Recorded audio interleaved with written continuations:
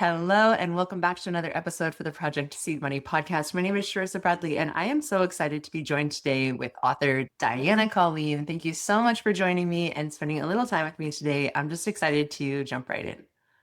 Thank you so much for having me. I'm really excited to be here. It's absolutely my pleasure.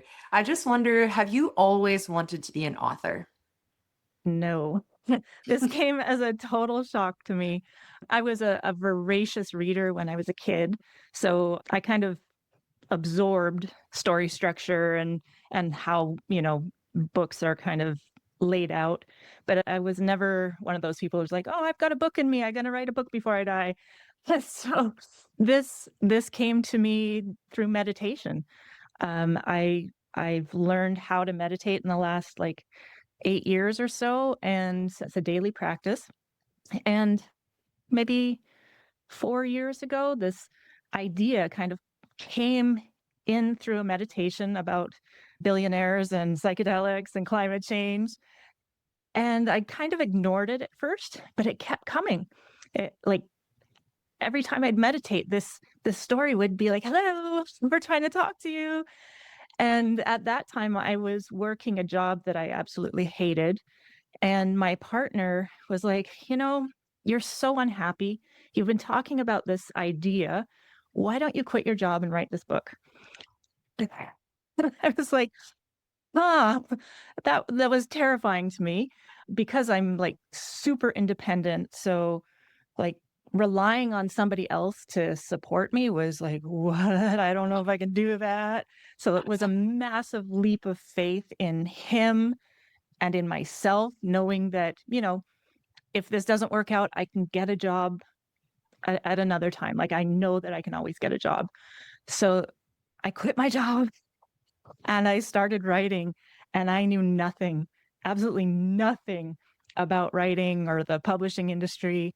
And I just sat at my desk for like 8 to 10 hours a day and just wrote. So I wrote my first draft without knowing anything.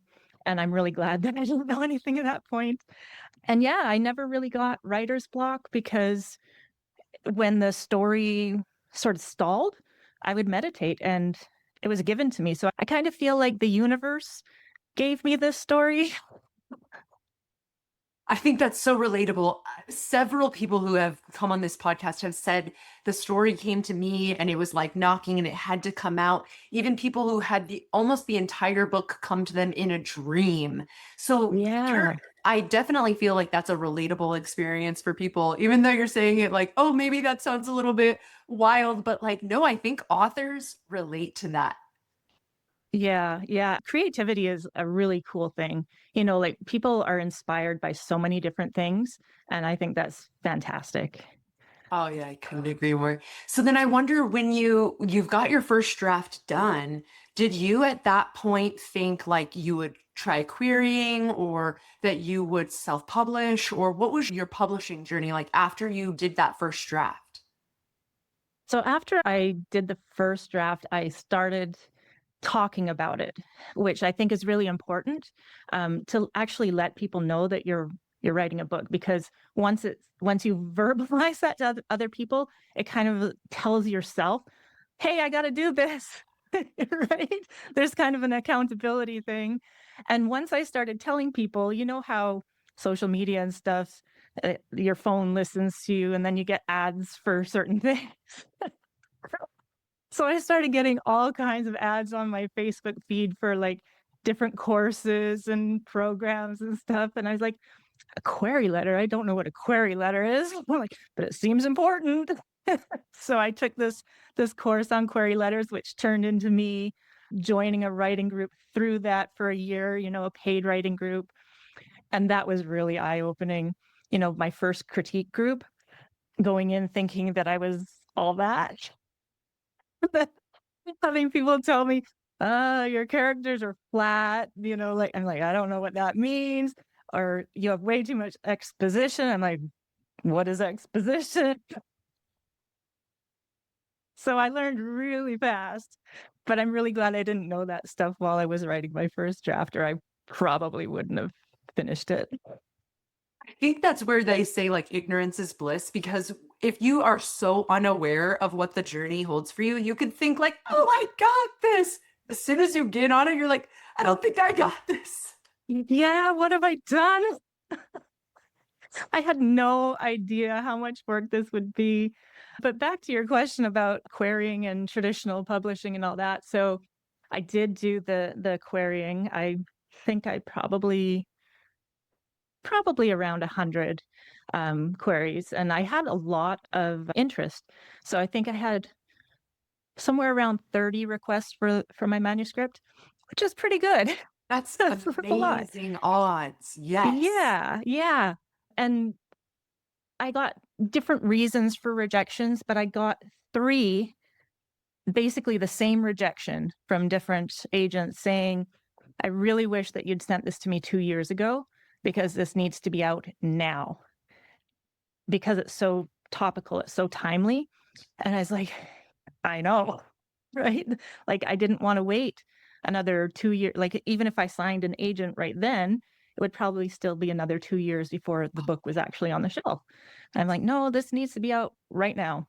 So I just totally switched gears and started learning about self-pub, which is a whole 'nother thing. Yes. Yes, a whole nother thing. Were you able to find any support when you switched over? Because it sounded like you had kind of a writing group with the query process and things like that. Then when you switched over to doing the self, you did self-publishing then, right? When you switched Yeah. over to the self-publishing route, did you find community support for that as well? Thank goodness I did, yeah. So, women in publishing has been just like I don't know where I would be without Alexa and everyone in that group. So, yeah, it's been amazing. I was in the this year's cohort for the book launch in a box. So, I'm ready for my launch, but I'm terrified. That is the perfect feeling to have. That's like exactly where you're supposed to be, right? And even in like the bell-shaped model of like how much stress is like the appropriate amount of stress, you're probably right where you're supposed to be. Just this week, because I launched January 13th, today is the 6th. Like, previous to this week, I've been really, like, excited and having elevated emotions because I know that that's how you manifest stuff. But this week, it was like there's, like, a crushing weight this week where I'm like, "I haven't done enough. I should have been doing this. I should have been doing that." And I have to, like, really settle myself and go, "Diana, you have done so much work. You're doing so much more than, like, 90% of self-published authors do. You're good. Breathe." You're good and you're being interviewed and this is going to come out in ways that help cross promote, so I feel like you're doing the perfect job. Did you when you were doing your self-publishing route, did you create an imprint for yourself to have like future novels come out? Did, yeah, it's called PLH Press. Oh, very cool. That is so exciting. And congratulations on being on this final stretch. This is Thank it's you. like the end and a beginning, right? It's out. Yes. And so that's the end. But now all the new marketing and all these things kind of is the beginning. So I think that's a beautiful place to Yeah. be. I wonder if it sounds like you're kind of facing some, a little bit of vulnerability and things like that. I wonder if you faced during the process of writing like any self-doubt. It's funny you ask because the I feel like the story was given to me. I was like, "Well, this is divine intervention, right?" I'm like, "I'm the chosen one." Yes. So at every point of the journey, I'm like, "I'm a unicorn. This is gonna be a piece of cake." Boy, have I been humbled at every stage. Oh my gosh, isn't that the way? But then those challenges make us better and stronger, right? Yeah, yeah, I'm so like, I have learned so much, like, I should have a degree after everything that I've learned, right? But I have a book, that's better than a degree in my opinion. But yeah, definitely a humbling experience for sure. Yeah, at every turn is like, I don't know anything. I And can also, totally like, relate. my own story, I didn't realize that people cared about the author, like, about my own personal story. So, I've been going on lots of podcasts about mental health and talking about my own trauma and stuff like that. So that's a very vulnerable place to be. But it's been really cool meeting other people that are talking about that, and I think it's really important. I couldn't agree more. And I love the way that you have this like very positive self-talk. And it sounds like from building the meditation practice and having these things kind of come, like you said, divinely, it sounds almost like these are some really powerful tools that have helped you become a writer as you are now. And I wonder if you have any other tools that you developed. It sounds like you made it your job, which I do think is important if you're going to be a writer to set that time and to make that important. But I wonder if there are any other tools that you've kind of developed throughout this time to help you keep going, because even though it's scary, it is scary. Your book is coming out in a week. So it already has happened, it already has manifested. So what are some of the tools that you have utilized to get to this point? Celebrating. So it's kind of hard to make yourself celebrate because like every time that I've reached a milestone or won an award or something like that, my self-talk is, yeah, but you're not a New York Times bestselling author yet, so it's not a big deal. So I have to actually like tell myself, Diana, you won a prestigious award. Like you are an award-winning author. This is something to be celebrated. And it's been really hard to actually do that, to accept that I'm an award-winning author. So celebrate the small things. So like every milestone, every little thing, make sure you celebrate it because like even looking back at where I've come from, there's so many things that I didn't celebrate that I wish that I had. So start soon. Celebrate everything. I'm so glad you brought that up because you are an award-winning author. Congratulations. And also a published author. Congratulations. And you've done all of these things, even with the challenges and the fears that come up.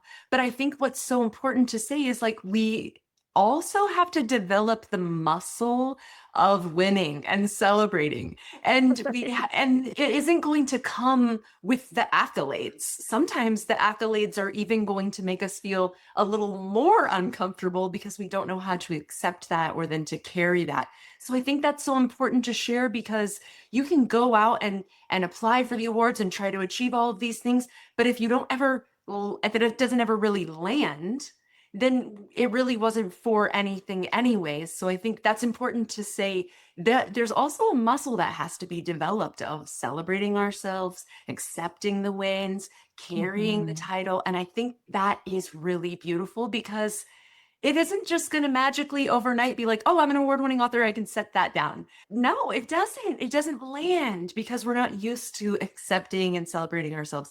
So I love that if you just do it a little bit at a time, you are going to develop the muscle that actually is allowing us to do this, right? Yeah. Thank Yeah. you. And get other people on board too, like let other people celebrate you. Cause it for me, I don't know if it's the same for other people, but it feels really awkward to let other people like tell you you're awesome. Yeah.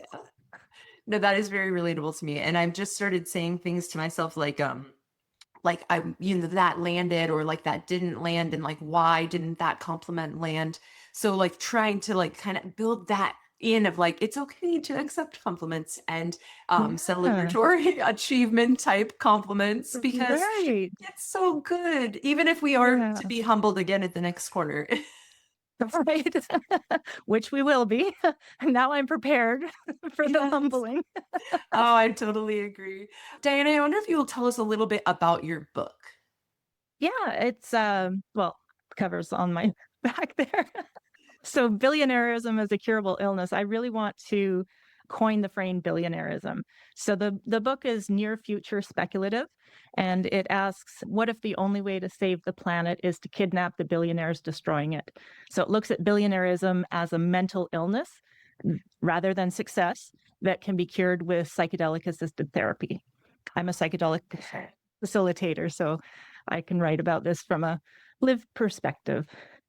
That is so cool. So, by the time this interview comes out, your book will have been in the world for a couple of months. I wonder if you can share where everyone can find you and your book. Yeah, so it's available pretty much anywhere books are sold. So Amazon, Barnes and Noble, Kobo. You can go into any indie bookstore and ask them to order it for you. And I'm everywhere at Diana Colleen Author. So my website is dianacolleenauthor.com. All my socials, Diana Colleen Author. And yeah, I think that's it. And I love to hear from readers. Like if you want to email me, it's hello@dianacolleenauthor.com. I'd love to hear from you. That is amazing. And I will make sure to have all of those links in the description so it's easy for people to find you. But I wonder if you have any last piece of advice for my authors. They are, or my listeners, they are female authors. They are on the fence and maybe they're getting caught in fear, or maybe it's time or resources. I just wonder if you have any advice for them on their journey. Besides the excuse me, besides writing your first draft without knowing anything, like do that and celebrating and getting support. So support and critique groups. Learn how to accept feedback. My partner, I've been with him for 7 years, and I didn't have a very thick skin before, and he's been like hammering into me, feedback is a gift. So you have to be able to hear that your writing sucks. You have to be able to go, "Thank you. I really appreciate that feedback. I'm going to work on that." Rather than going, "Oh my god, I suck. I should quit. This isn't for me." Because every writer sucks at the beginning. Like everybody. And you don't, even if you think you know how to write, you're going to get some feedback that hurts. So learn how to accept that. That is such good advice. Thank you so much. And thank you for spending a little time with me and just sharing your wisdom with my audience. I really appreciate it. Thank you so much for having me. It was really wonderful to meet you. Yes, you as well. Thank you so much for joining me on another episode for Project Seed Money. Please don't forget to like and subscribe. It really helps the channel. And I will see you with another interview next week. Bye.